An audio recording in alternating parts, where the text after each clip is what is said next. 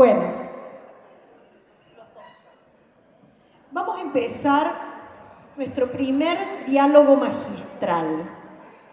Y a veces cuando hablamos del Comité del Niño, lo vemos como un ente muy lejano. Decimos es una entidad internacional, desde el año 91 funciona, nació y está prescrito en la propia convención y nos da observaciones, recomendaciones y decimos, ¿qué hace este organismo? Entonces nosotros hemos querido invitar especialmente a dos personas muy cercanas a nosotros, además. En primer lugar, a Luis Pedernera. Luis es experto independiente del Comité de Derechos del Niño de Naciones Unidas, ha sido presidente de este comité entre el 19 y el 21, ha sido presidente de la reunión de presidentes de órganos de tratados de derechos humanos de Naciones Unidas, es presidente actualmente de la reunión de presidentes de órganos de tratados de derechos humanos de Naciones Unidas y tiene muchísimos méritos académicos. Luis es uruguayo y nos va a acompañar en primer lugar.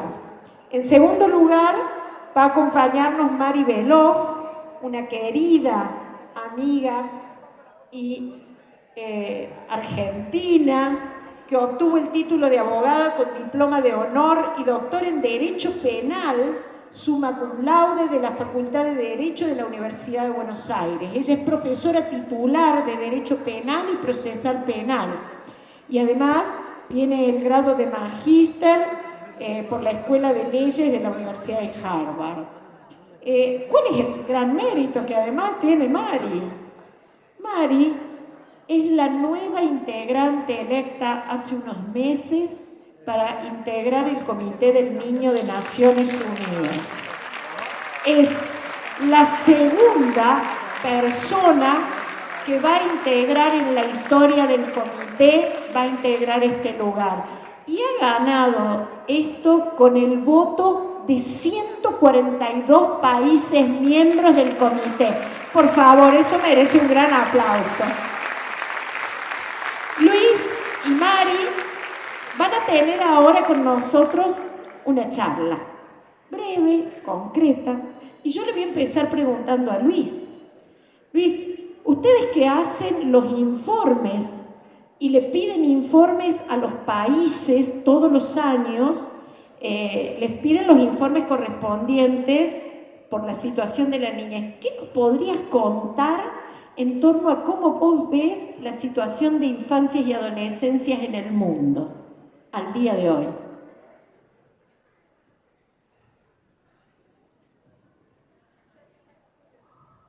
Hola. Buen día, Amelia. Buen día. Es un gusto poder estar en el Congreso. Un poco asustado de la cantidad de gente que hay aquí. Como decía Amelia, yo integro desde hace 6 años el Comité de Derechos del Niño. Somos el órgano de control de la aplicación de la Convención. La Convención es el tratado de derechos humanos más ratificado en la historia de Naciones Unidas, 196 países. Y nosotros controlamos a través de un proceso que se llama exámenes a los estados y formulamos recomendaciones. La Convención inicialmente, en los 90, tuvo una rápida recepción en nuestros países. Creo que de esa forma se quería indicar, dicen unas autoras, una comunidad moral universal en relación al trato que tenía la infancia en ese momento. El nivel de ratificaciones es un indicador de eso. La Convención además tiene 3 protocolos, uno sobre utilización de niños en pornografía, prostitución y venta, que supera las 170 ratificaciones, otro sobre niños en conflictos armados, que también anda más o menos en la misma cantidad de ratificaciones, y el instrumento más nuevo, que es el por el cual los niños pueden presentarse al comité con quejas individuales, con demandas por violaciones a los derechos del niño. Y ese es el instrumento más nuevo, más novedoso, porque tensiona una cuestión fundamental y es el acceso a la justicia de los niños. Pero de ese espíritu que había en los 90 y fundamentalmente a partir de los conflictos, las guerras, hoy vemos la de Ucrania, pero en el mundo por lo menos hay 6 conflictos activos, y la pandemia, la situación de los derechos de niños, niñas y adolescentes en el mundo se ve amenazada. Hay graves retrocesos a los derechos del niño. El comité, a través de su presidenta, ha expresado recientemente en la Asamblea General su preocupación porque en diferentes foros, entre ellos el Consejo de Derechos Humanos, los estados estén cuestionando la idea del niño como sujeto de derecho, fundamentalmente movidos por corrientes religiosas, los valores de la familia. La construcción de la idea del niño como sujeto de derechos está seriamente amenazada. Ese es uno de los principales llamados que ha hecho la presidenta ahora en octubre a los estados. Pero también con esto se cuestiona la autonomía progresiva de los niños y la participación, el derecho a expresarse y a que su opinión sea tomada en cuenta en los asuntos que lo afectan, dice la Convención. Como deudas pendientes, nuestros países todavía,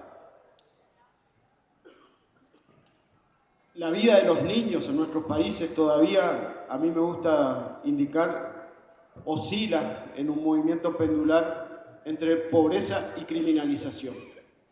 Los niños siguen siendo los más pobres en el conjunto de las poblaciones, pero además en nuestros países a los niños se los identifica como un peligro.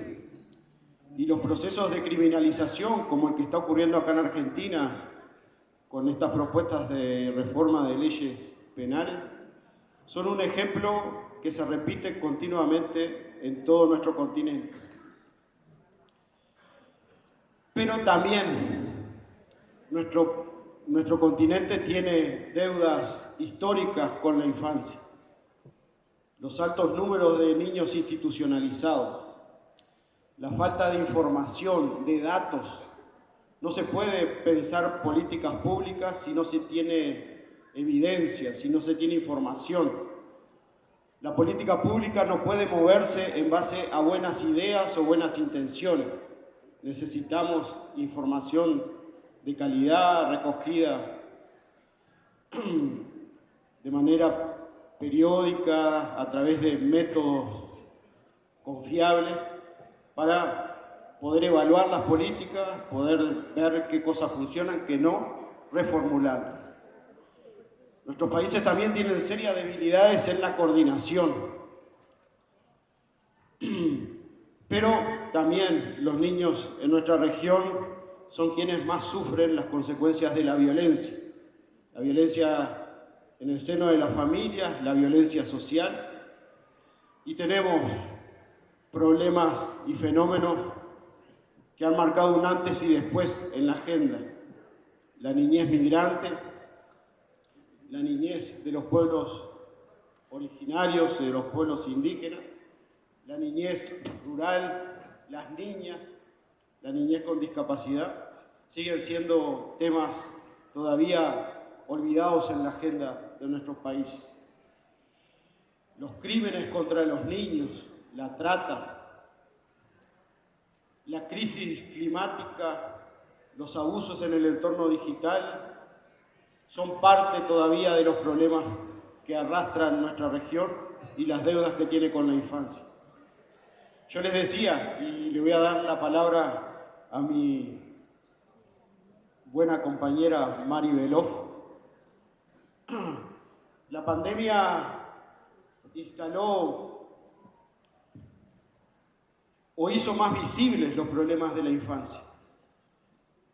Cuando nos tomó por sorpresa a inicio del 2020, las respuestas que se tomaron, desde mi perspectiva, tuvieron tres características. Fueron adultocéntricas, fueron fundamentalmente impregnadas de una visión sanitaria y etnocentrista.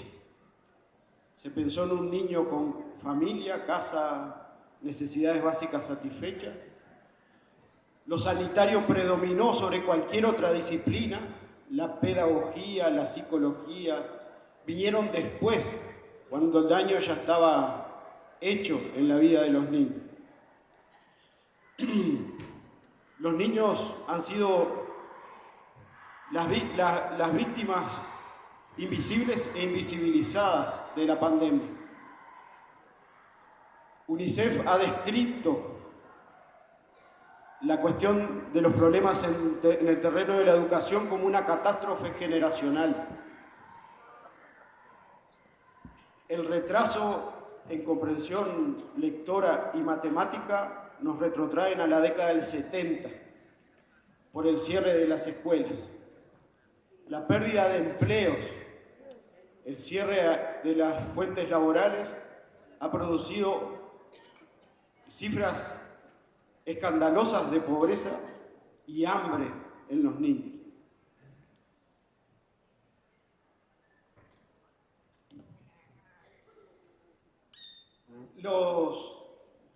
Los niños presentan cada vez más procesos de angustia y estrés que se plantean como muchas veces irreversible a partir del aislamiento provocado por las decisiones para enfrentar la pandemia.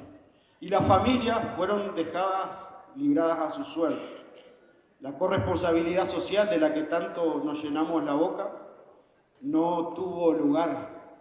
A las familias se les dijo hay que conectarse a una computadora, pero no se les dijo cómo. A las familias no se les dio orientación para sobrellevar rutinas que pasaron a ser de 24 horas de convivencia intensa. Y tampoco se reconoció la diversidad de infancias y adolescencias. Entonces, ese es un poco los problemas que el comité viene viendo, acentuados en nuestra región, pero presentes alrededor del mundo, y frente a eso, para no deprimirnos, seguramente haya un escenario un poco más favorable y optimista, pero lo damos en la segunda parte. Me parece muy bien. Bueno, la verdad que el escenario que nos acaba de dar también nos muestra que a veces nosotros creemos que nos pasa solo a nosotros. Que lo diga Luis en la mirada global me parece muy importante. Y Mari, ¿cómo hacemos ahora para afrontar esta situación? Y vos como miembro que va a asumir en el Comité del Niño, ¿cuál te parece que son las líneas de acción que tenemos que tomar para afrontar estos retos que tenemos? Bueno, gracias Amelia, y tengo que confesar que es difícil responder después de haber visto la energía performativa de las chicas y los chicos que estuvieron recién. Entonces es como que uno se tiene que reacomodar, y me parece que ahí está la inspiración, el sentido y la fuerza de lo que tenemos que hacer quienes estamos en el comité, ¿no? Que no tenemos que perder de vista donde sea el lugar. Y sé que acá hay muchísima gente que trabaja, si no estarían acá, y que tienen un compromiso real. Entonces me parece que tenía que decirles esto, digamos, ¿no? No es lo mismo hablar después de lo que vimos que antes. Entonces ese es el punto de partida, y cuál es nuestra, digamos, dónde tenemos que enfocar. Y en ese sentido, ¿las buenas noticias las damos ahora o en la segunda parte? Como vos nos digas. Ok, listo. Entonces me toca todavía seguir con la parte digamos, del desasosiego. Si mi querido amigo Luis me permite agregar algunas cosas a su clarísima presentación de los problemas, yo diría que después de 3 décadas y un poco más de un tratado que de alguna manera le dio a los derechos del niño un volumen no es que los derechos de los niños no fueran reconocidos con anterioridad por el derecho internacional, sino que con la Convención del Niño adquieren otro peso, otra dimensión jurídica y política. A mí lo que me parece más interesante en términos de contexto, y lo hablábamos en el precongreso, es que la textualidad de la Convención del Niño y de todas las otras normas que tienen que ver con derechos de niños y niñas que están en el ámbito universal y también el ámbito regional, en este contexto se pueden leer de manera diferente.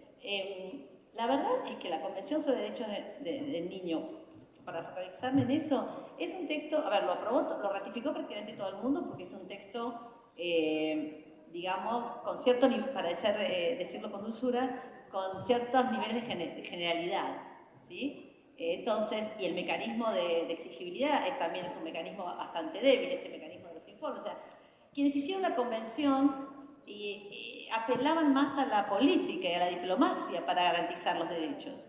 Esta fue la idea y por eso todo el mundo la aceptó. Pero a lo largo de las décadas, por el esfuerzo creciente de los activistas, de los chicos y las chicas, de los estados y de los expertos, este carácter un poco, si quieren, light del tratado, se densificó en el mejor sentido. Entonces, esta es una parte de la buena noticia. Para encarar los desafíos de la traducción de los derechos en contexto post-pandémico y en contexto no de disminución de la violencia, sino de aumento de la violencia,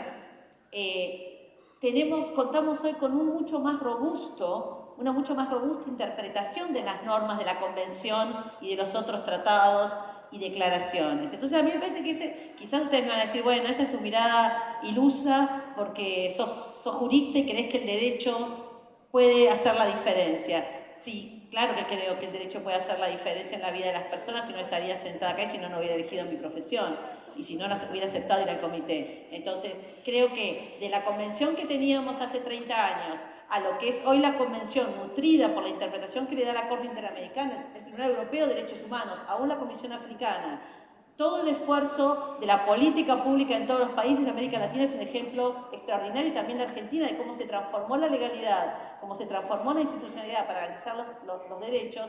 Si bien el escenario tiene las características que Luis tan claramente nos marcó, tenemos hoy herramientas que hace 3 décadas atrás no teníamos. Y a mí me parece que tenemos que estar claros en ese sentido, poder utilizarlas con inteligencia y con imaginación, porque si de algo, de muchas cosas nos habla de infancia, pero algo que para mí siempre es esas características que nadie podría poner en discusión es en la inventiva, en la creatividad y en la imaginación. Entonces, aunque juristas, con todas las rigideces que tiene el derecho, este campo nos permite pensar soluciones nuevas y hoy tenemos herramientas nuevas. Bueno, ahora dígame cómo hacemos y cómo también desde este gran movimiento de personas que queremos y estamos comprometidos con los derechos del niño, bueno, ¿qué cosas podemos hacer? ¿Dónde están las buenas noticias, Luis? Luis, y luego... Se olvidó que tenía el micrófono. Gracias, Mari, por esa ubicación. Como el panorama en primer término fue un poco negativo, ese es el mundo en el que vivimos, yo creo que hay que poner un poco de esperanza y optimismo. Aunque yo me considero un utópico benjaminiano, y Walter Benjamin decía que la utopía consistía en iluminar las parcelas de realidad que merecen ser definitivamente destruidas. Eso que vimos en esta primera parte con Mari es lo que tenemos que destruir. Los niños no merecen vivir en un mundo así.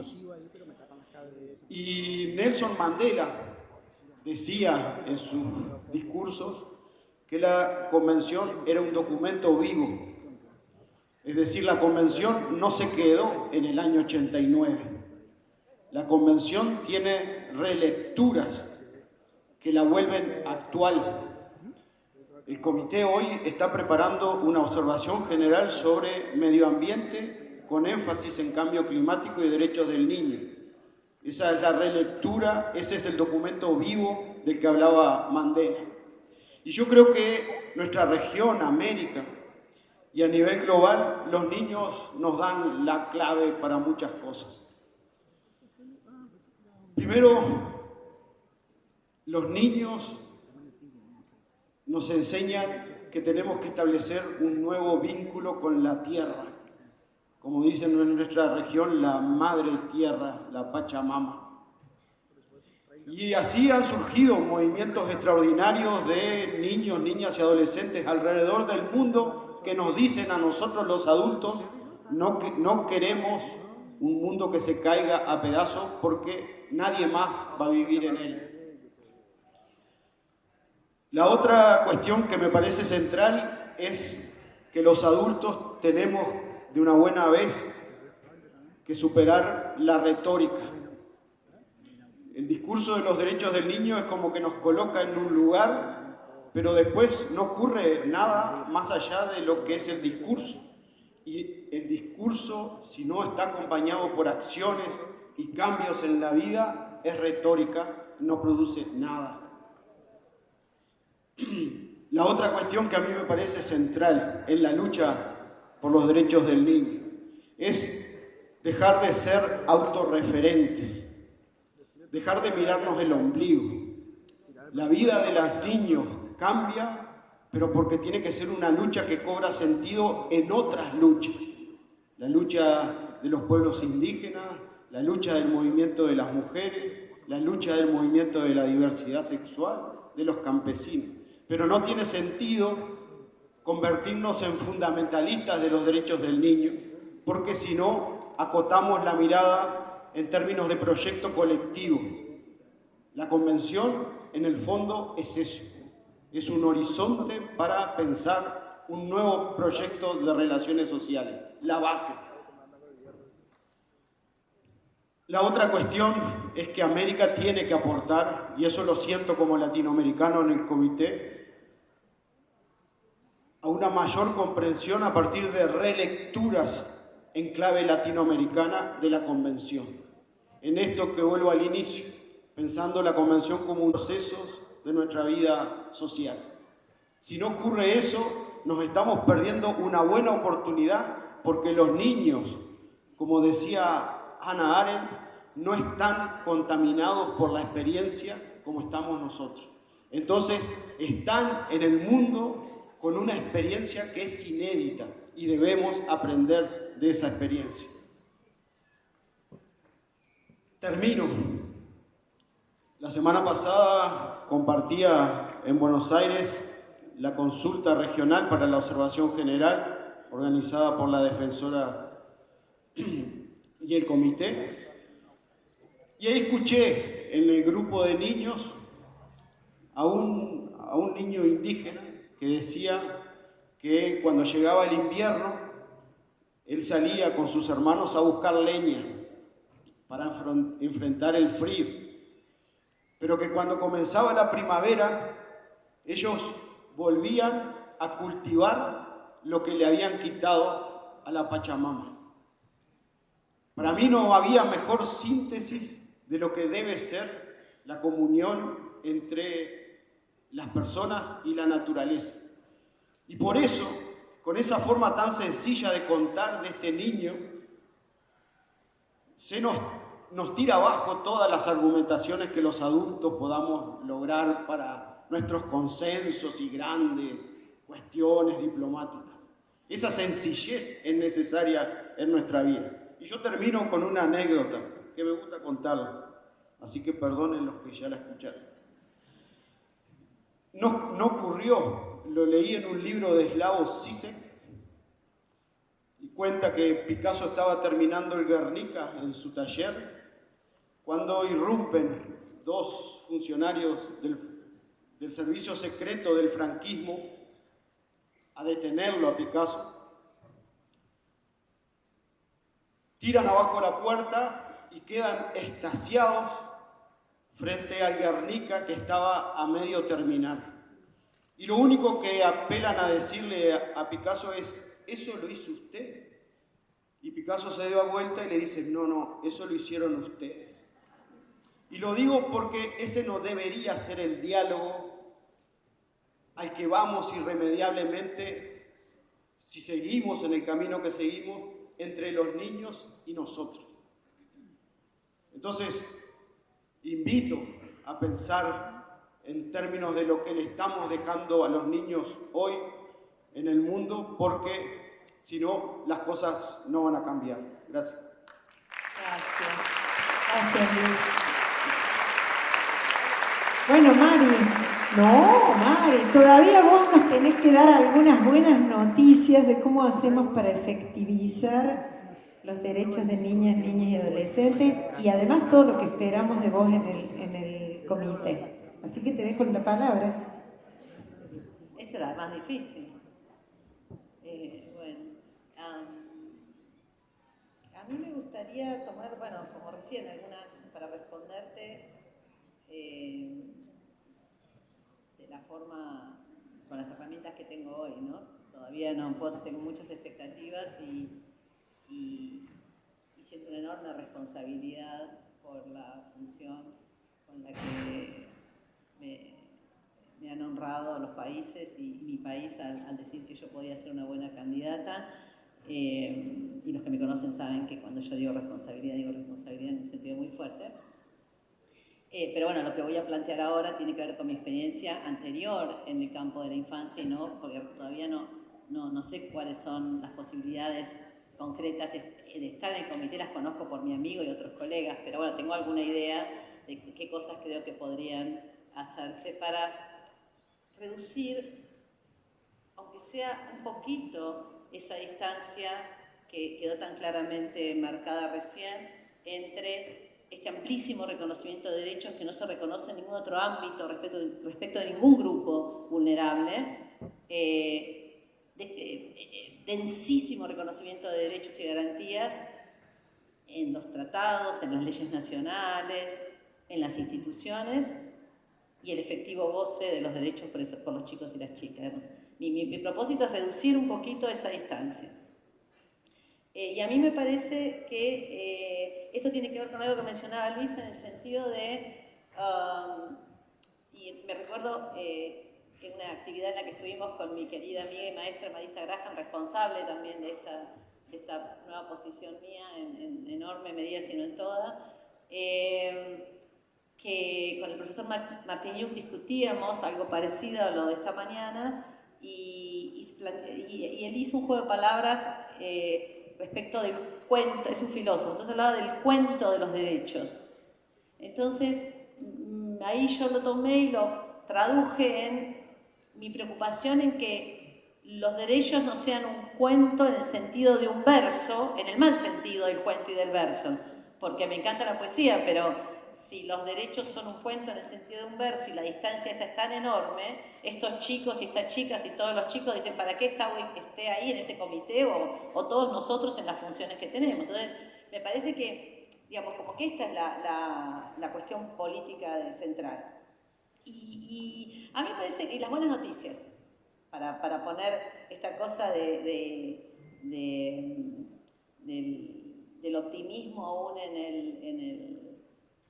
en el desasosiego, ¿no? O este obrar porque hay que obrar, porque es lo que hay que hacer. La primera cuestión importante me parece que con todo el horror que implicó la pandemia, en todos los sentidos posibles, una herramienta, la tecnología en un punto produjo un cambio que no solo nos acercó de formas increíbles, sino que para mí está hoy ofreciendo una herramienta que el comité puede potenciar. ¿Para qué?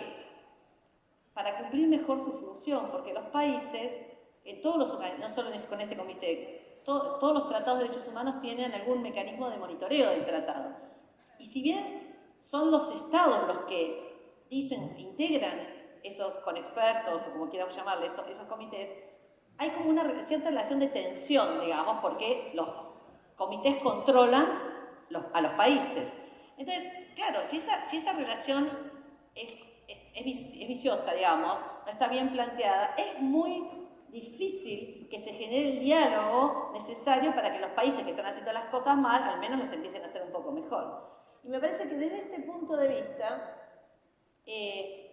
a partir del uso de herramientas nuevas, que además permiten escuchar mejor y con más cercanía, también por el tema de los costos, a los chicos, y acercarnos de otro modo a los operadores estatales, a mí me parece que ahí se abre todo un abanico de posibilidades que no teníamos hasta ahora. De hecho, y con todo el amor lo digo, Luis lo sabe, la página del acceso a la página del alto comisionado y del comité es complicadísimo.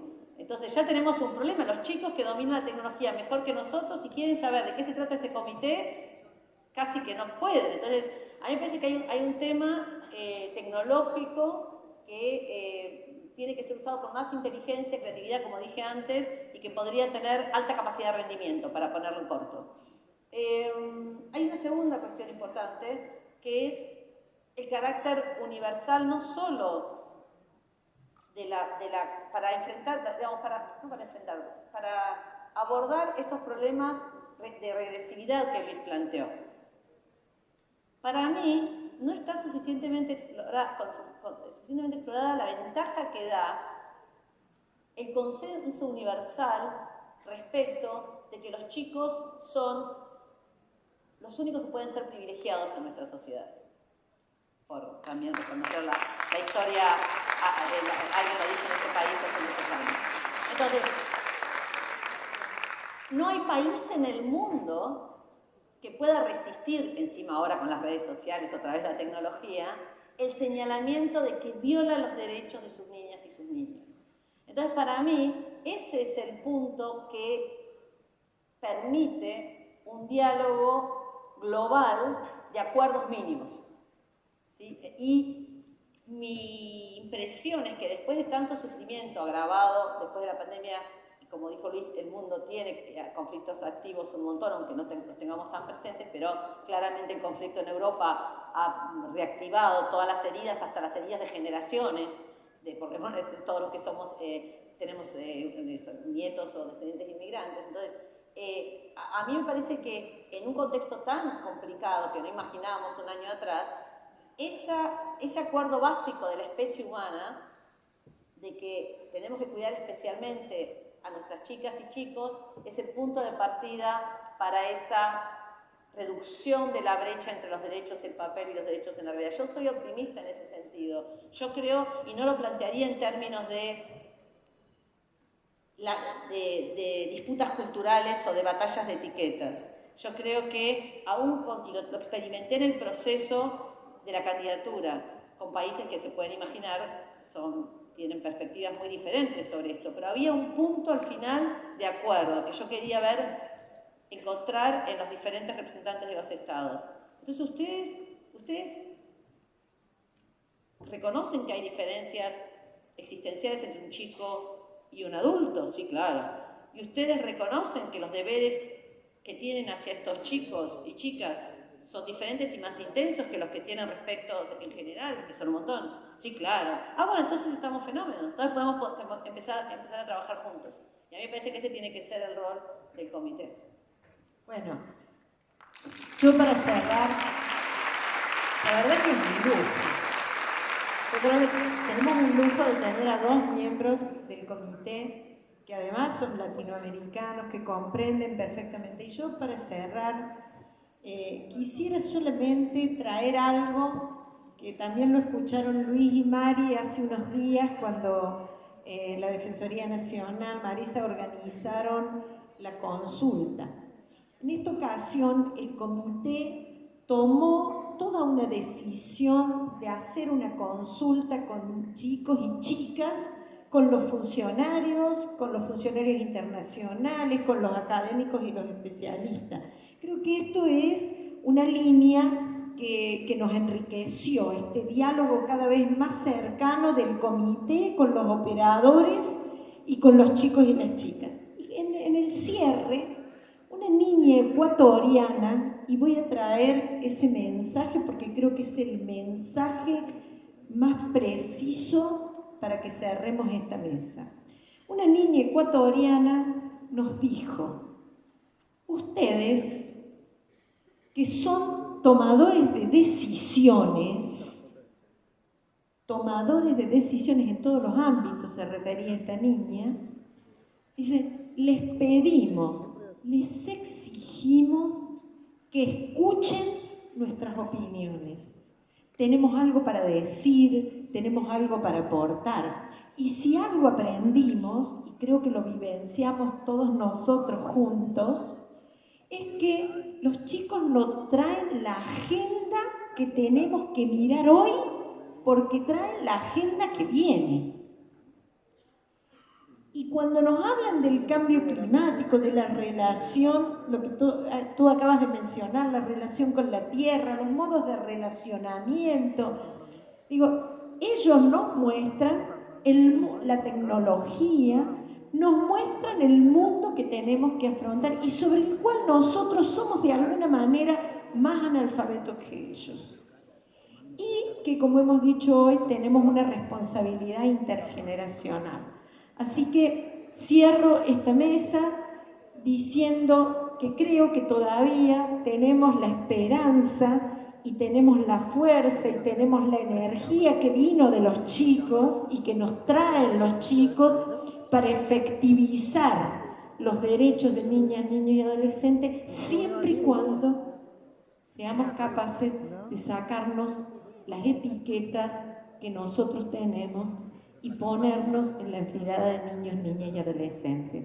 Mari, querida, reconocida por todos nosotros, porque nos trae siempre su saber y lo tenemos cerquita. Querido Luis, que también te hemos tenido siempre muy cerca a los países de América Latina. Nuestro agradecimiento, les voy a entregar una plaquita, si es que me la traen. Y con esto viene la palabra siguiente, porque ahora viene, esto era la palabra del Comité del Niño de Naciones Unidas. Esta palabra, ¿cómo se conecta con lo que dicen, piensan y ven los adolescentes? Bueno, ellos van a subirse ahora al escenario y nos la van a contar. Así que bueno, mi agradecimiento, un aplauso por favor para los miembros del Comité del Niño. Muchas gracias, Luis Pedernera, muchísimas gracias, Mari Beroff, gracias a Mele López, aquí le hace el reconocimiento, fuerte el aplauso. Estamos cerrando esta primera conferencia magistral de apertura. Hemos hablado de los retos globales en materia de derechos. Además, hacemos la foto mientras tanto. Yo quiero decir algo. Creo que hace unos días lo conversábamos con Mari y con Luis en Buenos Aires.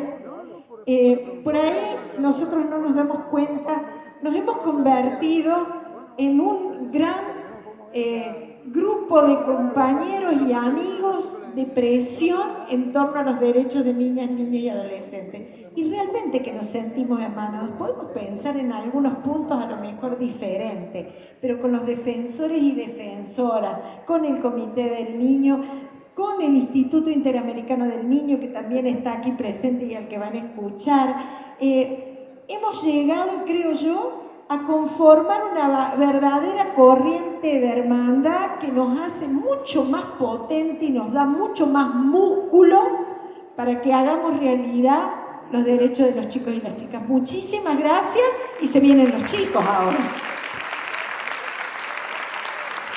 Ahora sí, hacemos la foto que va a ser compartida a través de @DefensoríaCBA en Twitter, en Instagram y también en Defensoría de las Niñas, Niños y Adolescentes de la provincia de Córdoba en Facebook.